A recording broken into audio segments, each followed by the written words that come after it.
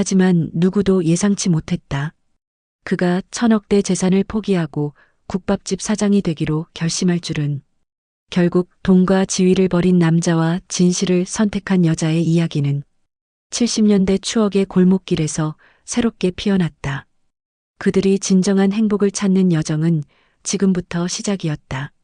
그 전에 잠깐 1초만 투자해서 구독, 좋아요 버튼을 꾹 눌러주시면 영상 제작에 큰 힘이 됩니다.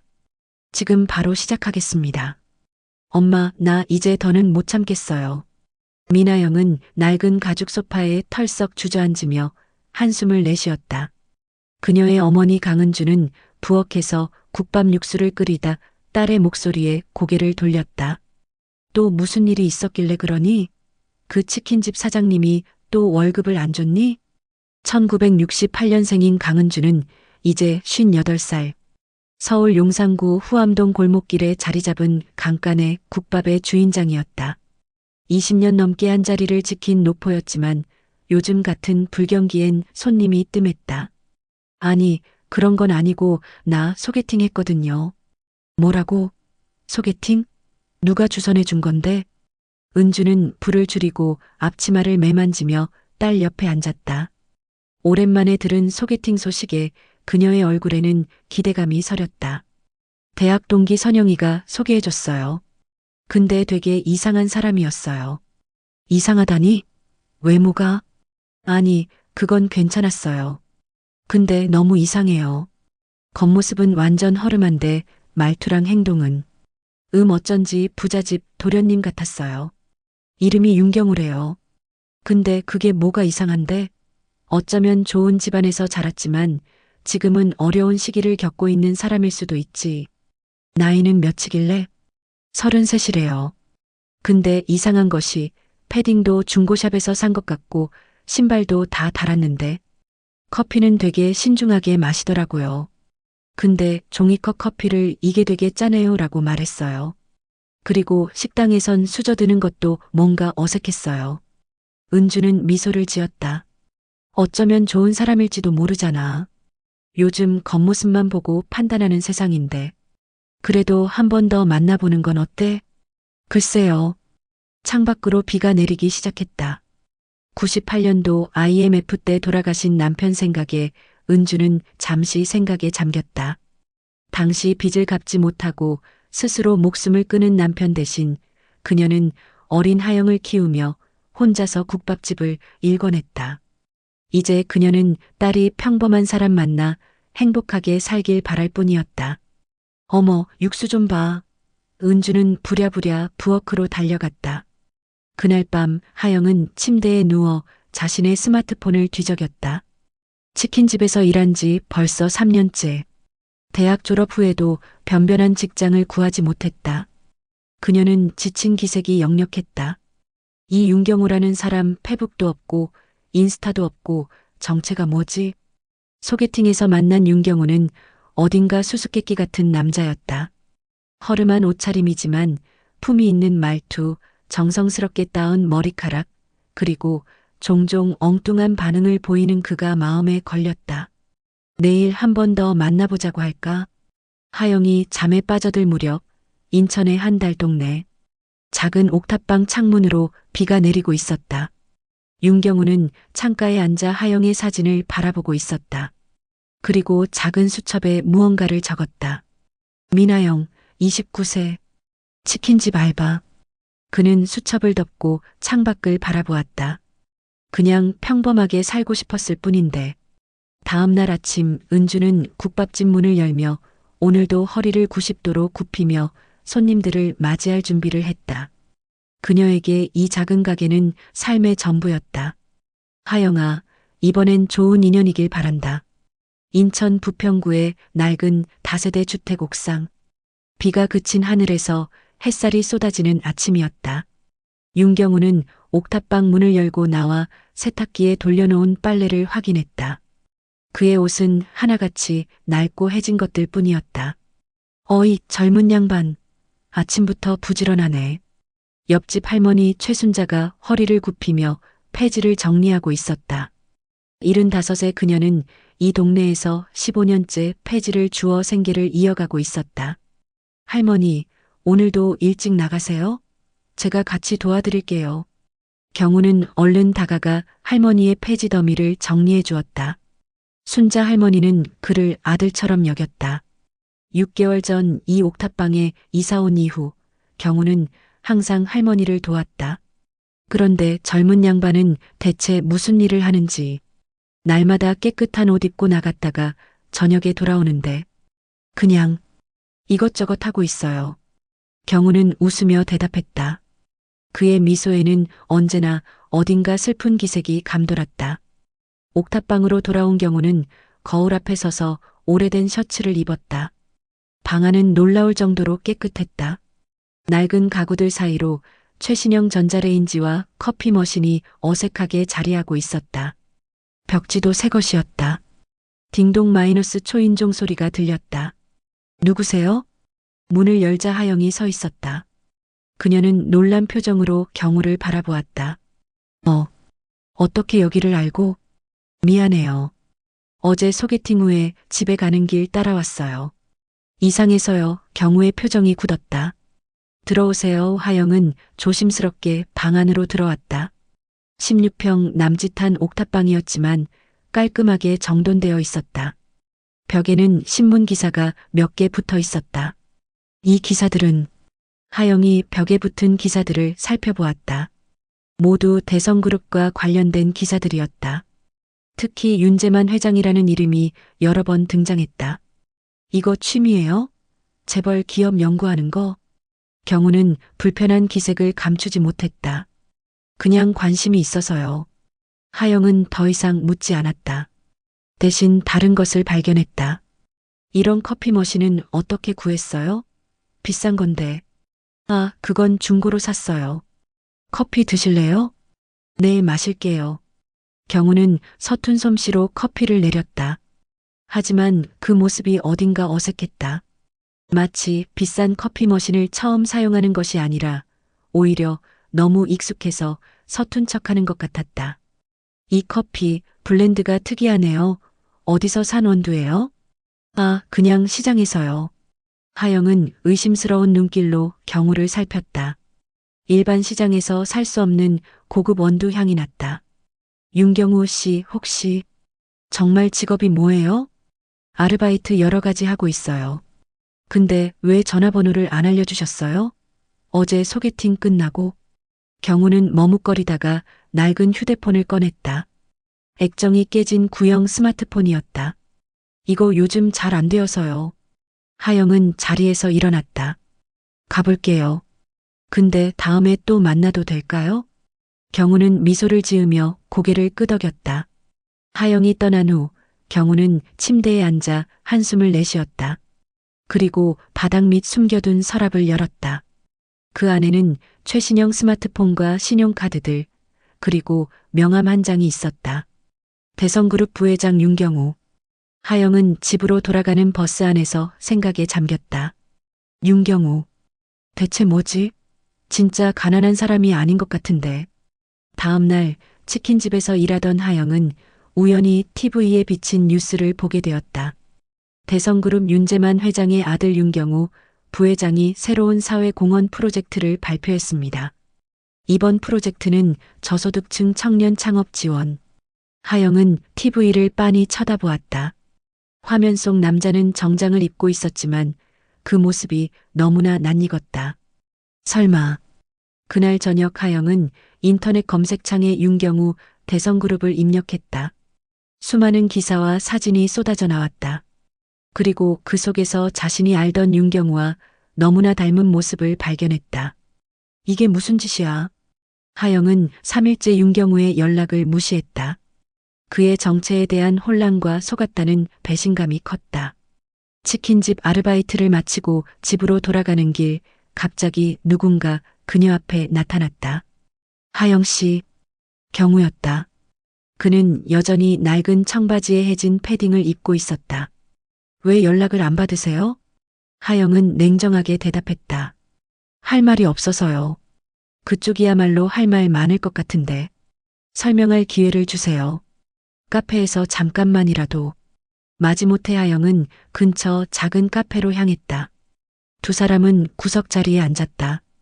대성그룹 부회장 맞죠? 경우는 잠시 침묵하다가 고개를 끄덕였다. 네. 왜 그런 짓을 한 거예요?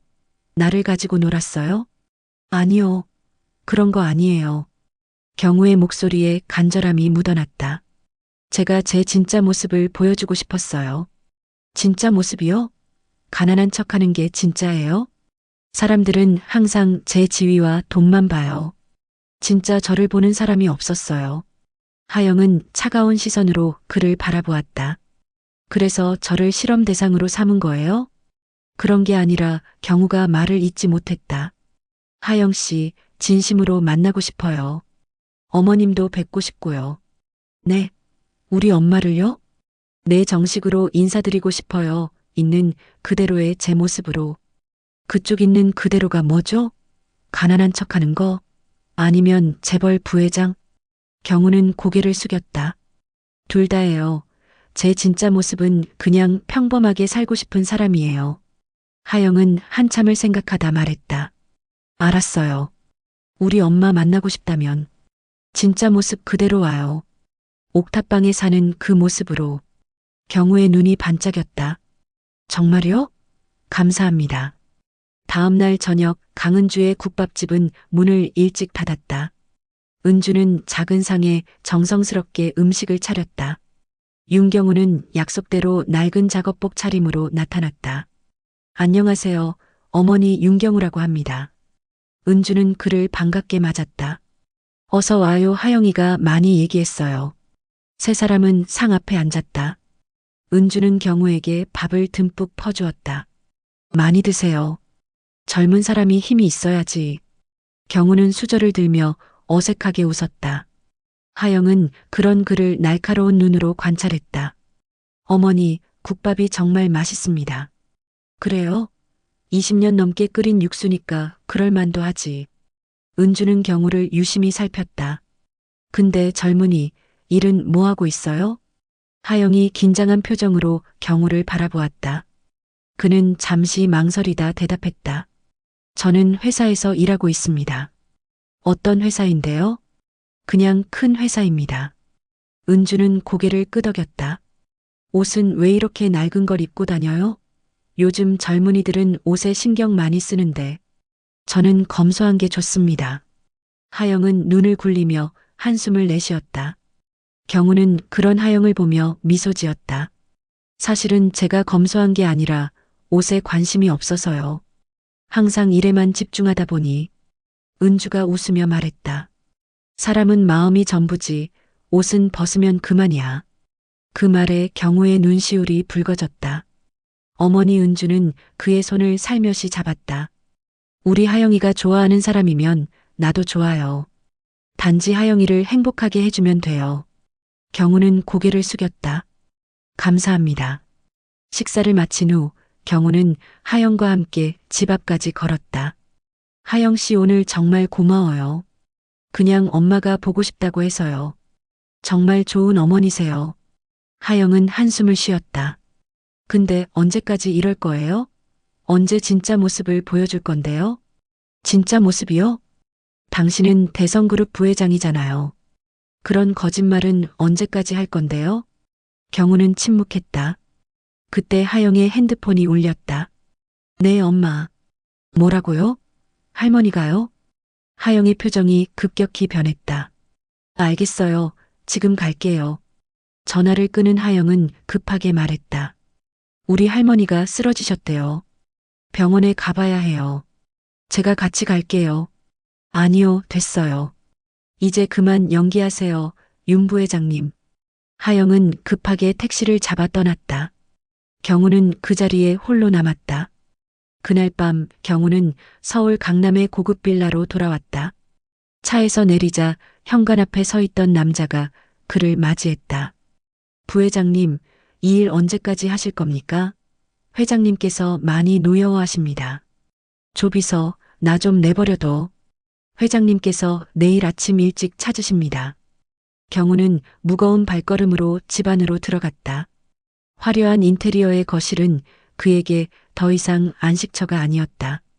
그는 소파에 앉아 오늘 있었던 일을 생각했다. 사람은 마음이 전부지, 옷은 벗으면 그만이야. 은주의 말이 계속 그의 귓가에 맴돌았다. 이른 아침 대성그룹 본사 최고층 윤재만 회장의 집무실에서는 팽팽한 긴장감이 감돌고 있었다. 68살의 재만은 아들 경우를 차갑게 바라보았다. 도대체 무슨 짓을 하고 다니는 거냐? 폐지 줍는 할머니랑 어울리고 인천 달동네에서 뭘 한다는 거야? 경우는 침묵했다. 소파에 앉은 그의 모습은 어제의 낡은 작업복이 아닌 완벽하게 다림질된 맞춤 수트를 입은 부회장의 모습이었다. 대답해, 경우야. 아버지, 제가 하는 일에 이유가 있습니다. 재만은 책상을 내리쳤다. 이유? 그게 뭔데? 우리 대성그룹 주가가 어제 또 떨어졌어. 내가 이상한 소문 돌아서 그래. 소문이요? 대성그룹 부회장이 정신 이상이라고. 기사까지 났어. 재만은 태블릿을 던졌다. 화면에는 대성그룹 후계자의 이상행동, 정신건강 우려 같은 제목의 기사가 보였다. 아버지, 제가 어떤 사람과 결혼할지 스스로 결정하고 싶습니다. 재만의 눈이 커졌다. 결혼? 너 그 여자랑 결혼할 생각이냐? 아직 결정한 건 아니지만. 미쳤구나. 재만은 한숨을 내쉬었다. 경우야, 너 내 과거를 알잖아. 재만은 창가로 걸어갔다. 그의 눈에는 서러움이 묻어났다. 내가 30살 때 내 어머니와 결혼하기로 약속했지만 갑자기 우리 집안이 파산하자 내 어머니 부모님이 혼사를 뒤집었어. 돈 없는 사위는 필요 없다면서. 경우는 묵묵히 듣고만 있었다. 1975년 아버지가 밑바닥에서 시작해 대성그룹을 일구기까지의 이야기는 이미 수십 번을 들었다. 그래서 내가 맹세했지. 내 아들만큼은 돈 때문에 사랑하는 여자를 잃지 않게 하리라고. 그리고 절대 진심이 아닌 여자는 들이지 않겠다고. 아버지, 그래서 내가 이런 짓을 하는 거지? 그 여자가 너를 부회장으로서가 아니라 한 사람으로 사랑하는지 시험하는 거? 경우는 고개를 끄덕였다. 네, 그래서 가난한 척하며 하영 씨를 만나고 있습니다. 재만은 의자에 앉았다. 그래, 그럼 그 여자는 어떤데? 진짜 너를 좋아하는 것 같아? 경우의 표정이 어두워졌다. 잘 모르겠어요. 처음엔 그런 것 같았는데. 요즘 하영 씨가 돈 문제로 고민하는 걸 봤어요. 어떤 돈 문제? 할머니 병원비 때문에 빚을 지고 치킨집에서 퇴직금을 선불로 당기려고 했어요. 재만의 눈이 가늘어졌다. 그래, 결국 돈이군. 아니, 그건 아닌 것 같아요. 하영 씨는 제가 대성그룹 부회장인 걸 알고 나서는 오히려 저를 밀어내려고 해요. 그건 더 교활한 수법일 수도 있어. 너무 속지 마라. 경우는 고개를 숙였다. 하영 씨의 순수함이 진심인지 아니면 제가 돈 있어 보이지 않으니까 그런 건지 혼란스럽습니다. 시간을 더 끌어봐. 그 여자의 진짜 속내를 알아내야 해. 그때 비서가 들어왔다. 회장님, 11시 회의 준비됐습니다. 재만은 자리에서 일어났다. 경우야, 조심해. 여자들은 다 똑같아. 경우는 아버지의 사무실을 나와 자신의 집무실로 향했다. 그의 마음은 혼란스러웠다. 한편 병원에서는 하영이 할머니 병상을 지키고 있었다.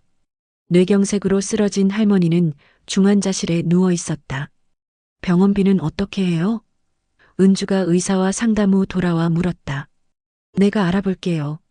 치킨집에서 퇴직금 좀 당겨달라고 해볼게요. 그 정도로 될까? 1,000만 원은 넘을 텐데. 하영은 침울한 표정으로 고개를 숙였다. 엄마, 사실 내가 지난달에 대출 받았어요. 할머니 약값 때문에. 뭐라고? 왜 말 안 했어? 엄마 걱정할까봐. 은주는 한숨을 내쉬었다. 그 윤경우라는 사람한테 도움 청해볼까? 안 돼요. 그 사람한테는 절대 말하면 안 돼요. 왜? 그 사람 괜찮아 보이던데.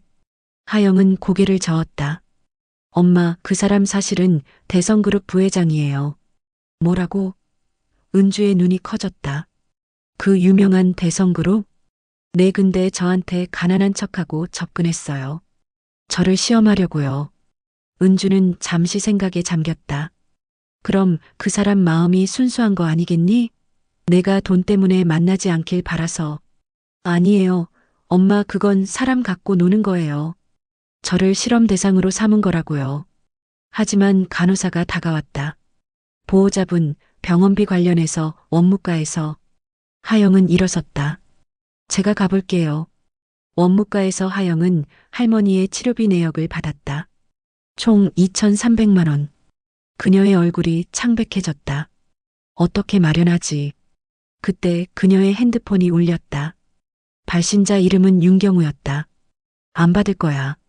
하영은 울리는 핸드폰을 무시하며 병원 복도를 걸었다. 하지만 전화는 끊임없이 울렸다. 마지못해 하영은 전화를 받았다. 뭐예요?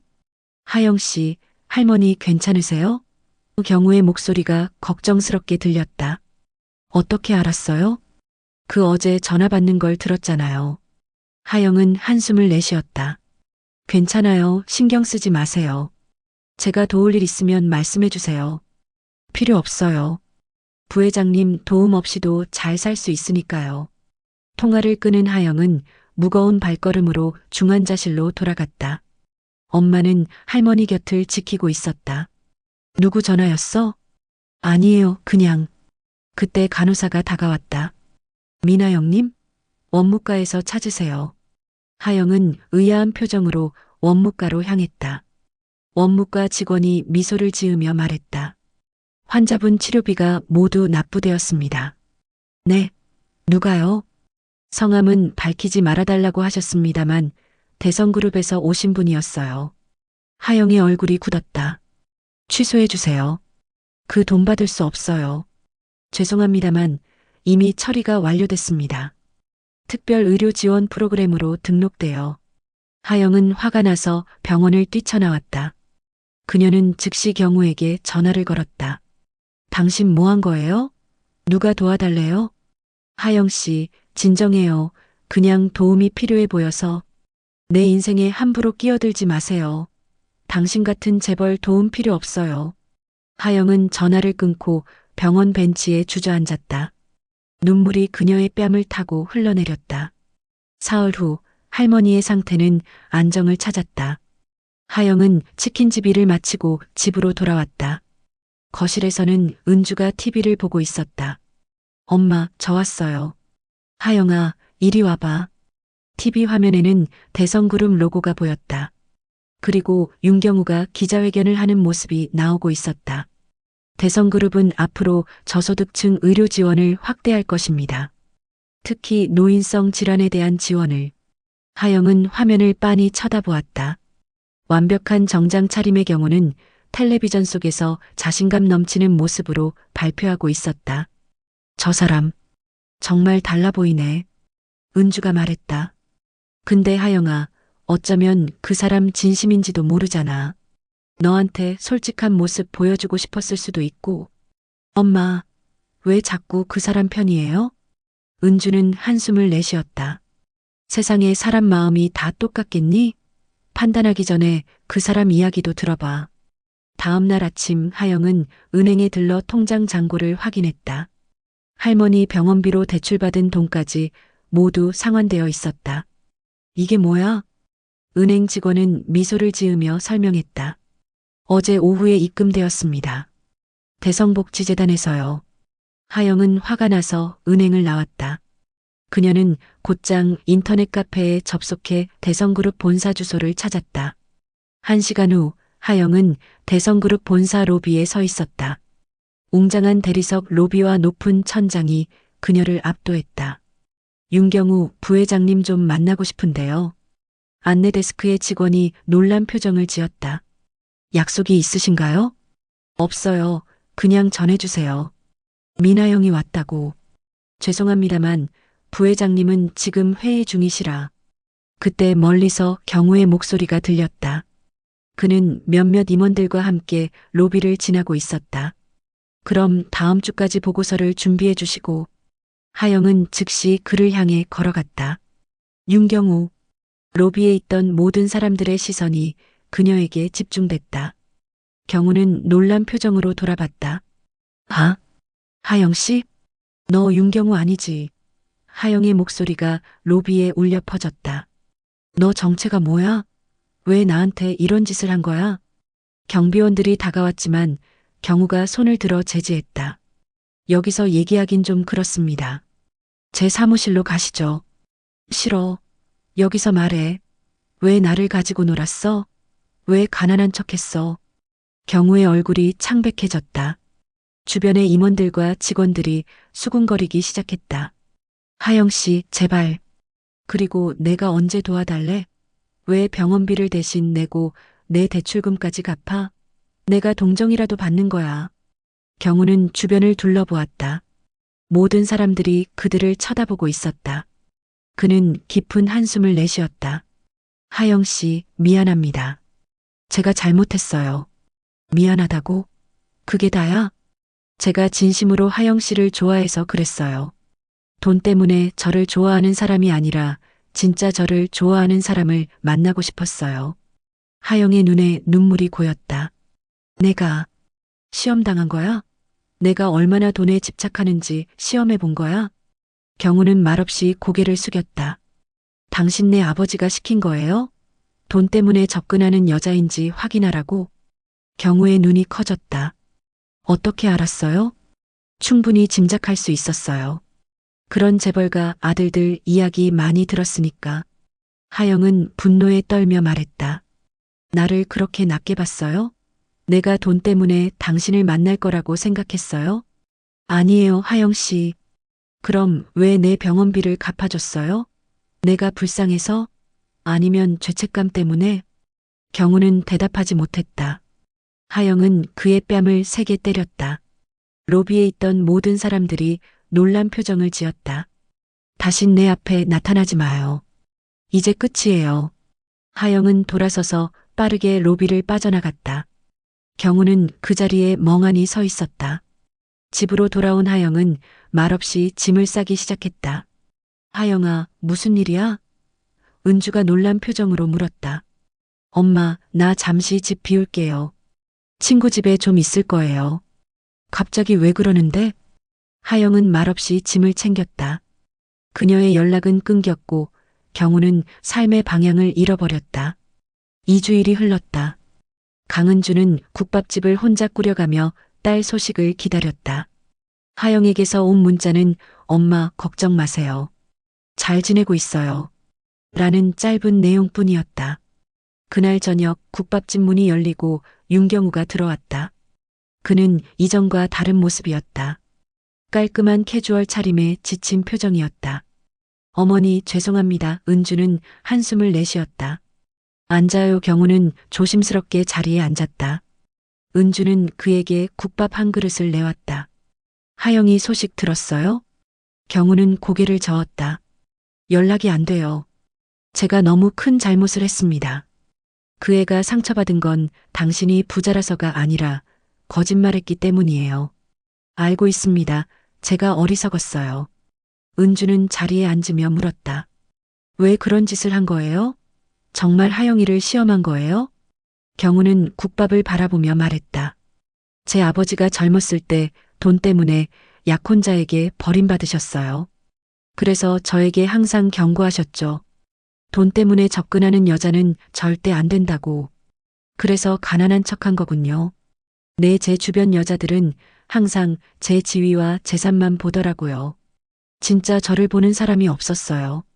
그런데 하영 씨는 달랐어요. 제가 폐지 줍는 할머니를 도와주는 걸 보고 먼저 다가왔죠. 은주의 눈빛이 부드러워졌다. 하영이가 그랬구나. 네, 그래서 더 좋아하게 됐어요. 하지만 제가 너무 멀리 갔어요. 결국 하영 씨의 신뢰를 잃었죠. 은주는 한참을 생각하다 말했다. 내가 하영이 찾아볼게요. 다음 날 은주는 하영의 친구들에게 연락해 딸의 행방을 수소문했다. 마침내 하영이 노원구의 한 요양병원에서 간병 아르바이트를 하며 기숙사에 머물고 있다는 사실을 알아냈다. 은주는 곧장 요양병원으로 향했다. 병원 로비에서 기다리던 중 하영이 환자복을 정리하며 나타났다. 엄마, 하영아. 두 사람은 병원 근처 공원 벤치에 앉았다. 갑자기 왜 오셨어요? 내가 걱정돼서 그랬지. 딸이 어디서 뭐하고 사는지도 모르는데. 하영은 고개를 숙였다. 미안해요. 그냥 혼자 있고 싶었어요. 윤경우 때문에 그런 거니? 하영의 눈빛이 흔들렸다. 그 사람 이름 꺼내지 마세요.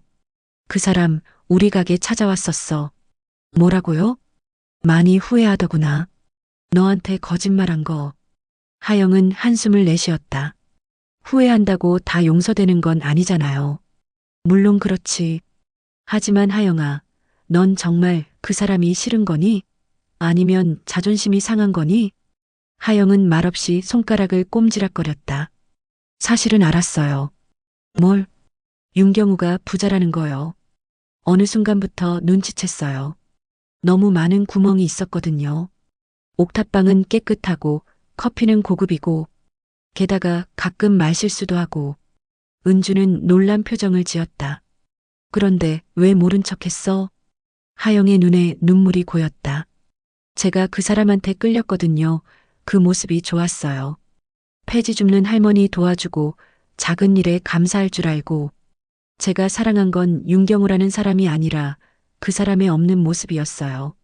그럼 왜 화낸 거니? 왜냐면 하영의 목소리가 떨렸다. 그게 다 연기였단 걸 알게 됐으니까요. 진짜가 아니었던 거예요. 저를 속였고 시험했고 저를 믿지 않았어요. 은주는 딸의 손을 잡았다. 하영아, 그 사람도 너를 진심으로 좋아했을 거야. 단지 방법이 잘못됐을 뿐. 방법이 잘못됐다고요? 엄마, 그 사람은 저한테 거짓말했어요. 제가 얼마나 상처받았는지 아세요? 알아, 하영아. 그런데 이런 생각은 해봤니? 그 사람이 보여준 모습, 그게 어쩌면 진짜 그 사람의 모습일 수도 있다는 거. 하영은 눈을 크게 떴다. 무슨 말씀이세요? 누구나 가면을 써. 부자들은 더더욱 그렇지. 어쩌면 그 사람이 옥탑방에서 보여준 모습이 진짜 그 사람의 마음일 수도 있잖아. 돈과 지위를 다 벗어던진 가장 솔직한 모습 말이야. 하영은 생각에 잠겼다. 그래도 너무 아파요. 물론 그렇지. 하지만 하영아, 넌 그 사람을 가난했을 때 사랑했잖아. 그게 진짜 사랑이야. 하영은 눈물을 훔쳤다. 근데 이제 너무 늦었어요. 저 그 사람 앞에서 망신까지 줬는데. 늦은 건 없어. 진심이라면. 두 사람은 한참을 침묵했다. 그때 은주의 핸드폰이 울렸다. 여보세요. 네. 국밥집이요? 알겠습니다. 곧 가겠습니다. 은주는 급하게 일어났다. 하영아, 가게에 문제가 생겼대. 같이 가자. 무슨 일이에요? 모르겠어. 그냥 급하다는데. 두 모녀는 서둘러 국밥집으로 향했다. 가게 앞에 도착하자 이상한 광경이 펼쳐졌다. 가게 앞에 임시 휴업이라는 팻말이 걸려 있고 안에는 사람들이 분주하게 움직이고 있었다. 이게 뭐야? 은주가 문을 열자 놀라운 광경이 나타났다. 국밥집 내부가 완전히 새 단장을 하고 있었다. 새 테이블과 의자, 깔끔한 인테리어. 그리고 중앙에는 윤경우가 서 있었다. 어머니, 하영 씨 너무 일찍 오셨네요. 이게 다 뭐야? 하영이 놀란 표정으로 물었다. 경우는 당황한 표정으로 말했다. 깜짝 선물이었는데 어머니께 국밥집 리모델링을 해드리고 싶었어요. 은주는 감동한 표정이었지만 하영의 얼굴은 복잡한 감정으로 가득했다. 또 이러시는 거예요? 돈으로 해결하려고? 경우는 고개를 저었다. 아니에요. 그냥 어머니께 감사 인사를 드리고 싶었어요.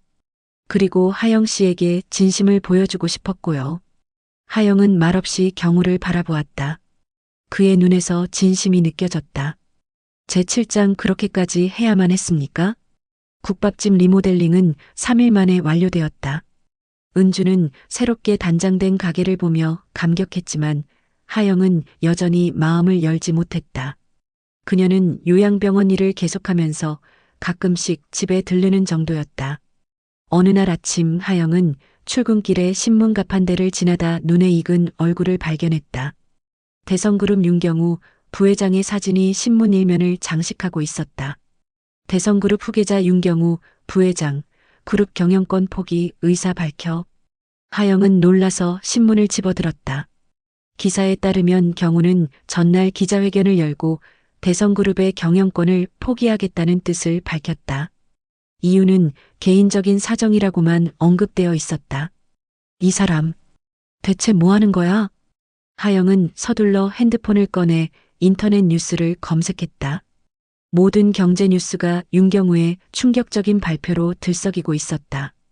대성그룹 주가는 급락했고 재계는 큰 혼란에 빠져 있었다. 그녀는 은주에게 전화를 걸었다. 엄마, 윤경우 뉴스 봤어요? 응, 방금 봤어. 대체 무슨 생각으로 그런 결정을 한 걸까? 모르겠어요. 너무 충동적인 것 같아요. 하영아, 혹시 너 때문은 아닐까? 하영은 말문이 막혔다. 그럴 리가 없어요.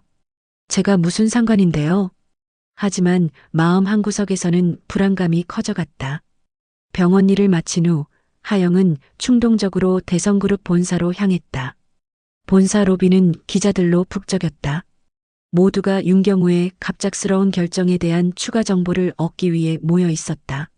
하영은 안내 데스크로 다가갔다. 윤경우 부회장님 좀 만나고 싶은데요. 안내 직원은 지친 표정으로 대답했다. 죄송합니다만 부회장님은 오늘 외부 일정으로 사무실에 안 계십니다. 어디 계신지 아세요? 그건 말씀드릴 수 없습니다. 하영은 실망한 표정으로 로비를 나오려는데 익숙한 목소리가 들렸다. 민하영 씨를 찾습니다. 대형 스크린에서 윤경우의 목소리가 흘러나왔다. 로비의 모든 사람들이 놀란 표정으로 스크린을 바라보았다. 생방송 중인 기자회견이었다. 민하영 씨, 당신이 지금 어디 있든 제 말을 들어주세요. 하영은 그 자리에 얼어붙었다. 스크린 속 경우는 정장 차림이 아닌 그녀가 처음 만났을 때처럼 낡은 청바지와 셔츠 차림이었다. 사람은 겉으로 판단하면 안 됩니다. 저는 제 사랑을 가난한 척 연기하며 지켜보려 했고 결국 그녀를 잃었습니다. 하영 씨, 어디 있든 정말 미안하고 사랑합니다. 로비의 모든 사람들이 하영을 쳐다보기 시작했다. 그녀의 얼굴이 빨개졌다. 저기요. 저 사람 누구예요? 한 기자가 하영에게 다가왔다. 하영은 당황해서 말을 잇지 못했다. 그때 스크린에서 경우의 목소리가 다시 들려왔다. 오늘 저는 대성그룹 경영권을 포기한다고 발표했습니다. 많은 분들이 이유를 궁금해하실 겁니다. 그 이유는 간단합니다. 저는 제가 진정으로 원하는 삶을 살고 싶었습니다. 카메라가 뒤로 물러나자 경우가 서 있는 장소가 드러났다. 강간의 국밥집이었다. 저는 이곳에서 진정한 행복을 느꼈습니다. 그리고 이곳에서 만난 사람을 사랑하게 되었습니다. 하영은 즉시 가게로 달려갔다. 택시를 타고 국밥집에 도착하자 기자들이 이미 몰려와 있었다. 그녀는 인파를 뚫고 가게 안으로 들어갔다. 안에는 은주와 경우, 그리고 놀랍게도 윤재만 회장이 앉아 있었다. 회장의 표정은 복잡했다. 하영아, 은주가 일어났다. 경우는 하영을 보자 자리에서 벌떡 일어났다. 하영 씨, 미쳤어요? 뭐 하는 짓이에요? 하영이 소리쳤다. 왜 경영권을 포기한다는 거예요? 그리고 왜 전국 방송에 제 이름을 말한 거예요? 그렇게까지 해야만 했습니까? 재만 회장이 차갑게 물었다. 내 아들을 이렇게 만든 여자가 당신입니까? 하영은 당황했다. 저는 아무것도 한 게 없어요. 아버지, 경우가 끼어들었다. 하영 씨는 아무 잘못 없어요. 제가 스스로 결정한 겁니다. 재만은 한숨을 내쉬었다. 경우야, 내가 어떤 결정을 내렸는지 알아? 평생 준비해온 자리를 포기한 거야. 알고 있습니다. 하지만 전 행복하지 않았어요.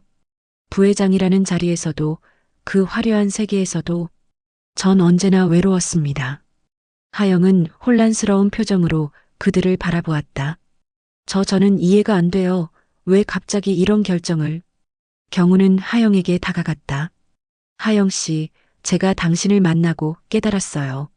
진정한 행복이 무엇인지, 그리고 내가 정말 원하는 것이 무엇인지. 그게 뭔데요? 당신과 함께하는 평범한 삶이요. 옥탑방에서 당신 손을 잡고 별을 보던 그 순간이 제 인생에서 가장 행복한 시간이었어요. 재만이 자리에서 일어났다. 어리석은 놈, 사랑 때문에 모든 걸 버리다니. 그때 은주가 말했다. 회장님, 사랑이 어리석은 건가요? 저는 그렇게 생각하지 않아요. 재만은 은주를 바라보았다. 당신은 모릅니다. 내가 얼마나 고생해서 이 그룹을 읽었는지. 그럼 그 모든 고생은 누구를 위한 거였나요? 아들을 위한 게 아니었나요? 재만은 말문이 막혔다. 회장님, 저도 혼자 딸 키우면서 이 작은 가게 지켜왔어요. 하지만 제가 원한 건 딸의 행복뿐이었습니다. 재만의 눈빛이 흔들렸다. 그는 천천히 경우에게 다가갔다. 내가 정말 행복한 거냐? 경우는 고개를 끄덕였다. 네, 아버지. 재만은 깊은 한숨을 내쉬었다. 그리고 조용히 돌아서며 말했다. 사랑, 그거 결국 나도 못 지킨 거였지. 그는 가게를 나갔다. 기자들이 그를 따라 우르르 몰려갔다. 하영은 여전히 혼란스러운 표정이었다. 윤경우 씨, 정말 모든 걸 포기한 거예요? 저 때문에? 경우는 미소를 지었다. 포기한 게 아니라 선택한 거예요. 더 소중한 것을 위해. 대성그룹 윤경우 전 부회장, 국밥집 사장으로 전직. 뉴스 헤드라인은 한동안 이 소식으로 떠들썩했다. 재벌가 후계자가 사랑을 위해 모든 것을 포기했다는 로맨틱한 이야기는 대중의 마음을 사로잡았다. 경우와 하영의 러브스토리는 드라마보다 더 극적이었다. 이 모든 소동이 있은 지 한 달 후, 강간의 국밥집은 경우네라는 이름으로 새롭게 문을 열었다. 가게는 화려하게 변하진 않았지만 깔끔하고 정갈한 모습으로 탈바꿈했다. 손님 받을 준비 다 됐어요? 경우가 앞치마를 매만지며 은주에게 물었다. 은주는 미소를 지었다. 그럼 이제 우리 사위도 완전히 국밥 전문가가 됐네. 경우는 웃으며 주방으로 향했다. 3달간의 수련 끝에 그는 국밥 만드는 법을 완전히 익혔다. 처음엔 서툴렀지만 이제는 어엿한 국밥집 사장이었다. 하영은 카운터에 서서 손님 맞이 준비를 하고 있었다. 그녀는 더 이상 치킨집이나 요양병원에서 일하지 않았다. 이제 가족과 함께 가게를 운영하고 있었다. 오늘은 어제보다 손님이 더 많을 것 같아. 하영이 말했다. 경우는 그녀에게 다가가 손을 잡았다. 걱정 마, 우리 다 해낼 수 있어. 두 사람은 잠시 서로를 바라보았다. 그들의 눈빛 속에는 깊은 애정이 담겨 있었다. 나 아직도 믿기지 않아요. 당신이 정말 모든 걸 포기했다는 게. 경우는 미소를 지었다. 포기한 게 아니라니까, 더 값진 걸 얻은 거야. 그때 가게 문이 열리고 첫 손님이 들어왔다. 놀랍게도 윤재만 회장이었다. 아버지. 경우가 놀란 표정으로 달려갔다. 재만은 어색한 표정으로 주변을 둘러보았다. 그래, 잘 지내니? 네, 아주 잘 지내고 있어요. 앉으세요. 재만은 조심스럽게 자리에 앉았다. 경우는 서둘러 국밥 한 그릇을 내왔다. 직접 만든 거야? 네, 어떠세요? 재만은 한 숟가락을 떠먹고 눈을 크게 떴다. 이게 의외로 괜찮은데? 경우는 기쁜 표정을 감추지 못했다. 감사합니다. 요즘 회사는 어때? 네. 아, 대성그룹 말씀이세요? 그래. 경우는 미소를 지었다. 걱정 마세요. 사촌형이 잘하고 있다고 들었어요. 재만은 한숨을 내쉬었다. 내 자리는 아직 비어 있다. 언제든지. 아버지, 전 행복해요. 정말로요. 재만은 아들의 눈을 바라보았다. 그의 눈에는 전에 없던 생기가 돌고 있었다. 그래, 그게 중요한 거지. 재만은 국밥을 다 먹고 일어섰다. 맛있었다. 다음에 또 올게. 언제든지 오세요, 아버지. 재만이 떠난 후 하영이 경우에게 다가왔다. 괜찮아요? 응, 아버지도 조금씩 이해하시는 것 같아. 오후가 되자 가게는 손님들로 북적이기 시작했다. 소문을 듣고 찾아온 사람들이 많았다. 어떤 이들은 재벌 후계자의 국밥집이 궁금해서, 또 어떤 이들은 유명한 러브스토리의 주인공들이 궁금해서 왔다. 은주는 바쁘게 주방을 오가며 웃고 있었다. 그녀의 꿈은 항상 딸이 행복하게 사는 것이었다. 그리고 지금 그 꿈이 이루어지고 있었다. 저녁 무렵 가게 문을 닫을 시간이 되었다. 하루 종일 바쁘게 일한 세 사람은 지쳐 보였지만 행복해 보였다. 자, 오늘 매출. 하영이 계산기를 두드리며 말했다. 우와, 생각보다 많네요. 경우는 웃었다. 내일은 더 잘 될 거야. 은주는 자리에서 일어났다. 난 먼저 들어가 쉴게. 너희들도 빨리 정리하고 들어와. 은주가 떠난 후 경우와 하영은 둘만 남았다. 경우는 하영의 손을 잡았다. 후회 안 해요? 재벌가 며느리 될 수 있었는데. 하영은 웃었다. 오히려 당신이 후회하는 거 아니에요? 수천억 상속받을 수 있었는데. 그럴 리가. 두 사람은 작은 테이블에 마주 앉았다. 경우는 주머니에서 작은 상자를 꺼냈다. 하영 씨, 우리 결혼할까요? 하영의 눈이 커졌다. 지금요? 지금이 아니라 곧 우리 제대로 약혼하고 싶어요. 경우는 상자를 열었다. 안에는 소박하지만 아름다운 반지가 들어 있었다. 이건 내가 처음 월급 받아서 산 거예요. 대단한 건 아니지만. 하영은 감동한 표정으로 반지를 바라보았다. 이게 훨씬 의미 있어요. 경우는 반지를 하영의 손가락에 끼워 주었다. 이제 우리 정식으로 약혼했어요. 근데 결혼식은 어떻게 할 거예요? 윤 회장님은.